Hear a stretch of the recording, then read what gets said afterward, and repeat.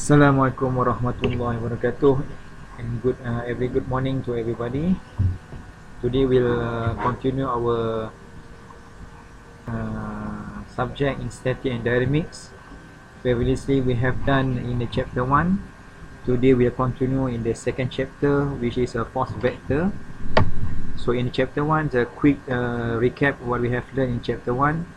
We are overview, we know the very basic definition of the static, and also we have done in the very which we can differentiate what is a static and also what the dynamics.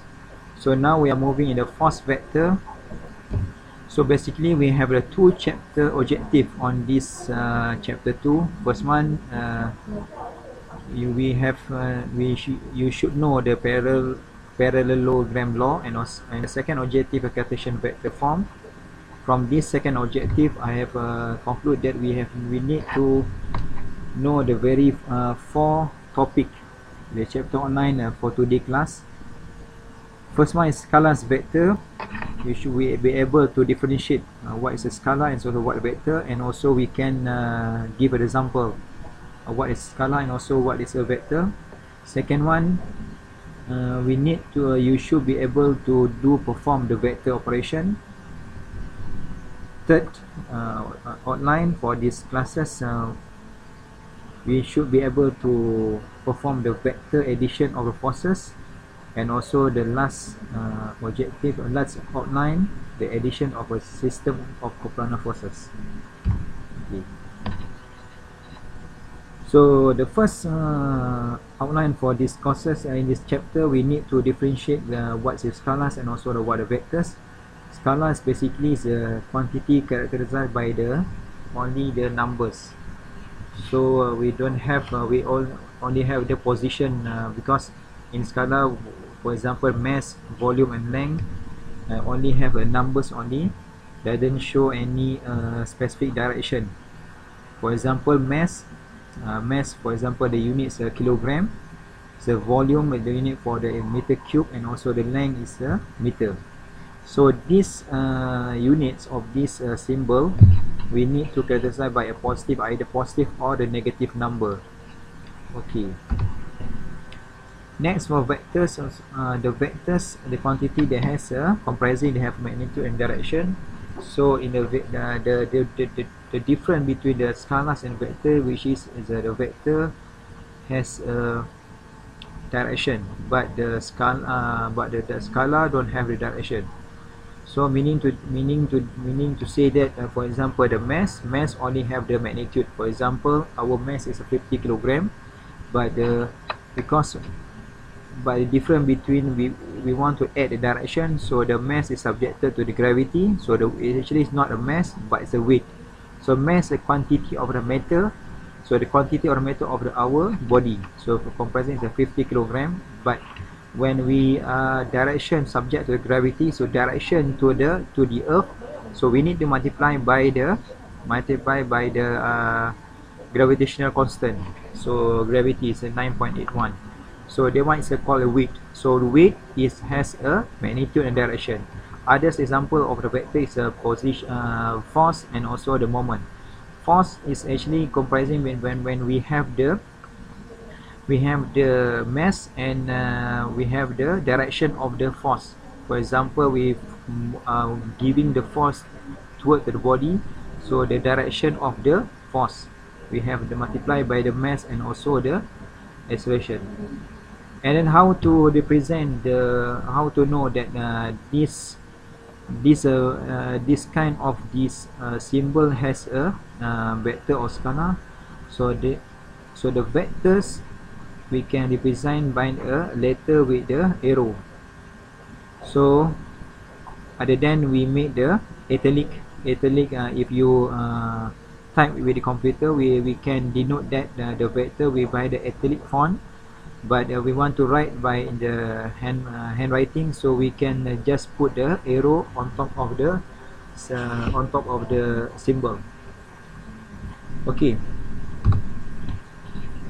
The next objective is we need to know that we perform the vector operation. For example, we have the vectors.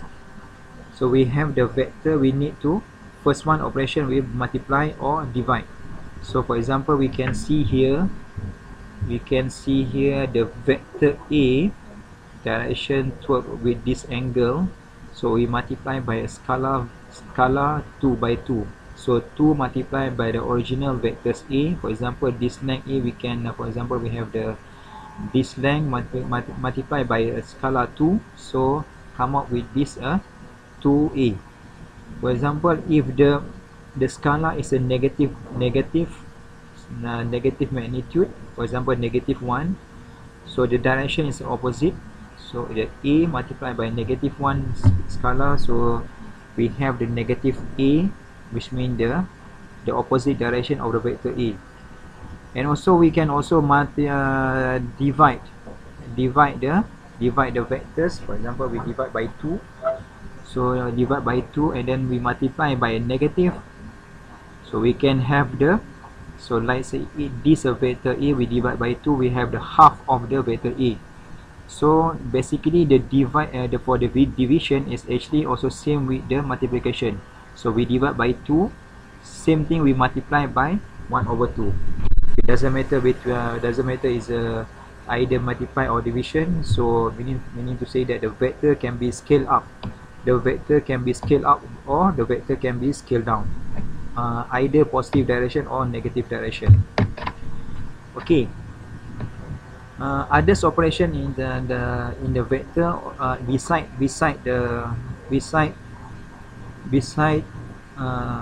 multiplication or beside division. So we can also have the addition. So we can add up the vectors. We can up the minimum 2 vectors. We can up. So when we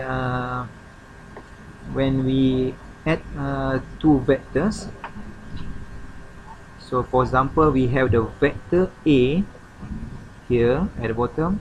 You can see the vector A and also the vector B. So we add these 2 vectors A and B, so like this. So when we up these 2 vectors, we must know how to with the final number. For example, you add 2 plus 3 5. The final answer is 5. So when we up the vectors, how you want to know the final answer of the vector after you add these 2 vectors? So that's why with the first objective in this chapter, we need to know the parallelogram law. So we notice that we can see here the vector A to the for example the right up, and also the vector B is a down below than the 0 degree. Okay, so based on a parallelogram law, so we must, because when we have 2 vector A and B, so we draw up the first vector A, and then the second vector B, we have the tail and head. Tail at the back of the starting point of the vector, and the head, it is the final point of the vector.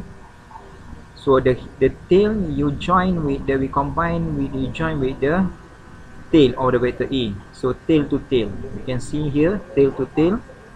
Then you parallel of the vector A, so the tail of the vector A parallel it, and then the tail of vector A you put at the head of the vector B. Okay, now you're done with the vector A. Okay, and then we parallel up for the vector B. So we take the tail of the vector B and then you put it at the head of the vector A. So we have the vector A and also vector B. So we have the intersection point between the parallel of the vector A and the parallel of the vector B here at the position P. So we have the intersection point of the two parallel vector A and B.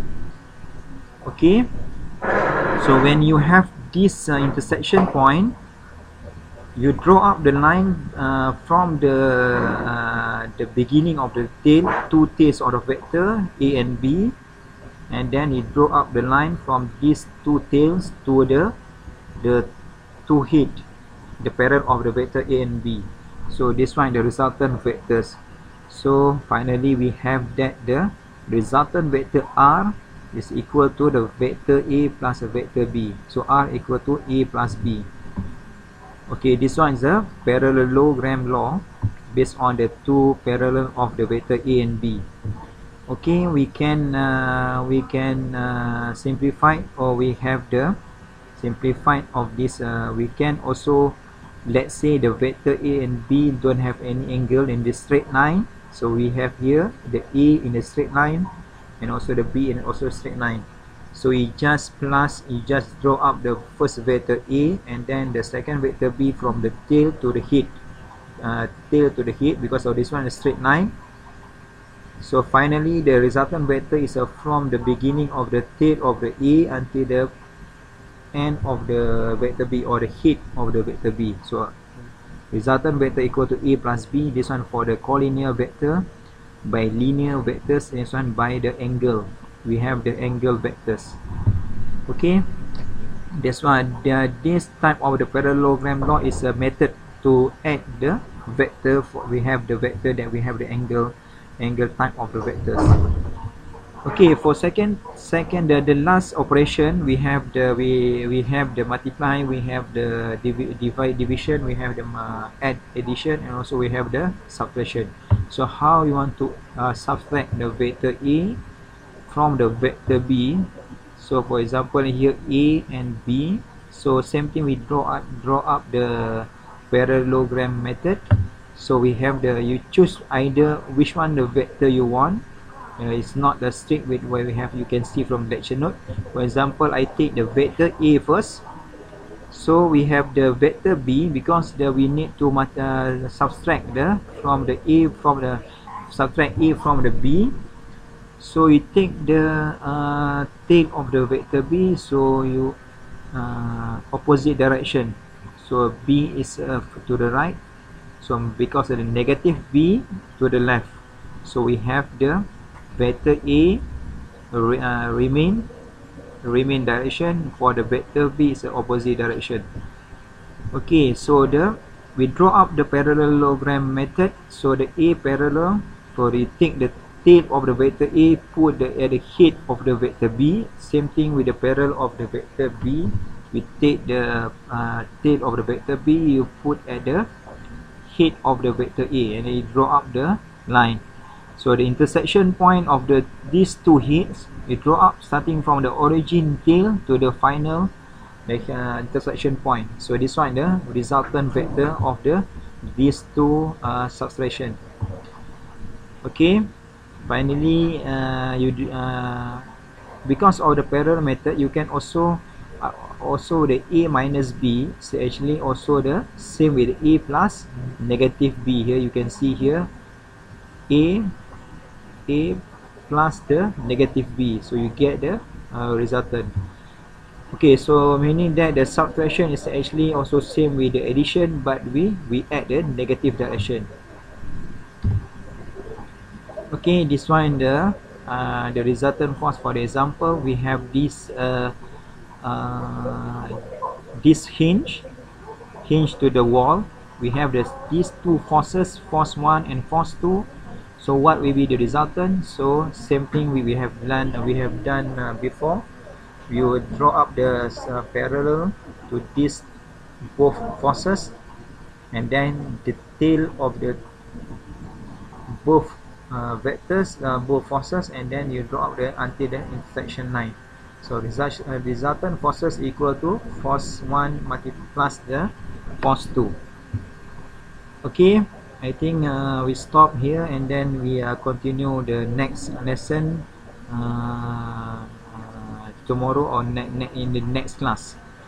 So we have done for the vector addition and also this the parallelogram method.